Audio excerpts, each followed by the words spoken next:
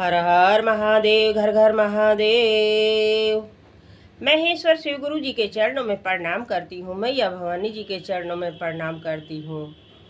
गणेश भगवान कार्तिकेय भगवान के चरणों में प्रणाम करती हूँ। समस्त देवी देवता के चरणों में प्रणाम करती हूँ। मेरा प्रणाम स्वीकार कीजिए, गुरु भाई बहन स्वीकार कीजिए।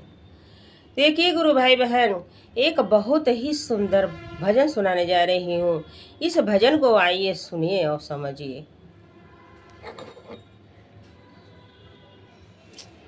आई गईल सावन महीना हो, भोला झोला लेके घूमे। आई गईल सावन महीना हो, भोला झोला लेके घूमे।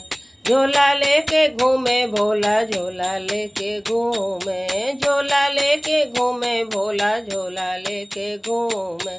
आई गईल सावन महीना हो, भोला झोला लेके घूमे।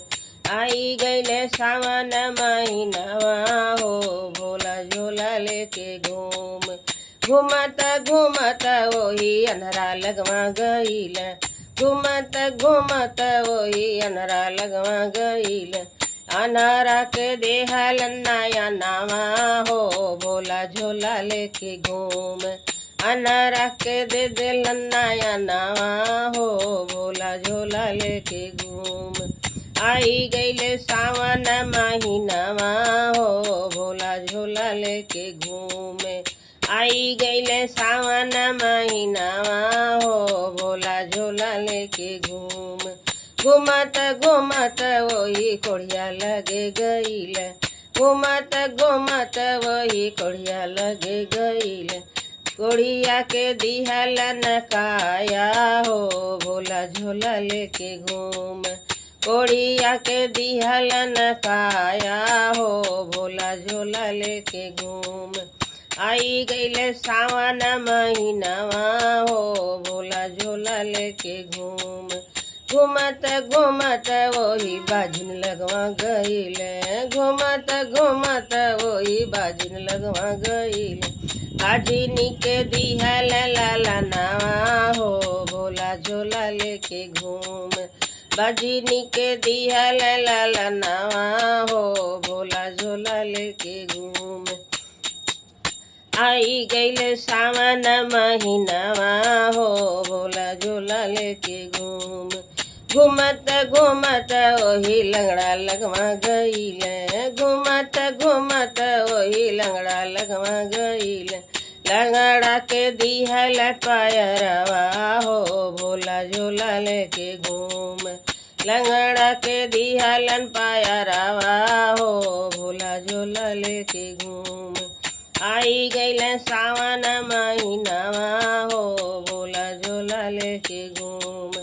घूमत घूमत वही कन्या लगवा गईल। घूमत घूमत वही कन्या लगवा गईल। कन्या के दिहल सोहगावा हो, भोला झोला लेके घूम। कन्या के दिहल सोहगावा हो, भोला झोला लेके घूम। घूमत घूमत सब शिष्य लगवा गईल। घूमत घूमत सब शिष्या लगवा गईल। शीश के दिहलन दरसनावा हो, भोला झोला लेके घूम। शीशिया के दिहलन दरसनावा हो, भोला झोला लेके घूम। आई गईले सावन महीनावा हो, भोला झोला लेके घूम। आई गईले सावन महीनावा हो, भोला झोला लेके घूम। भैया हरेंद्र तीन सुतावा बतवल। भैया हरेंद्र तीन सुतावा बतवल। पहिले में दया मांगा, दूसरे में चर्चा, तीसरे में नमः शिवाया हो, भोला झोला लेके घूम। तीसरे में नमः शिवाया हो, भोला झोला लेके घूम।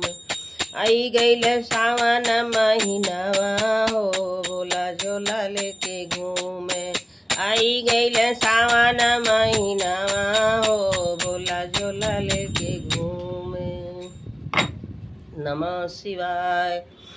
गुरु भाई बहन, ये भजन पसंद आया हो तो मेरी वीडियो को लाइक करें, शेयर करें, सब्सक्राइब कर लें कि जो भी गीत गाना भजन चर्चा हम डालें आपके पास पहुंचता रहे। आप देखते रहें, सुनते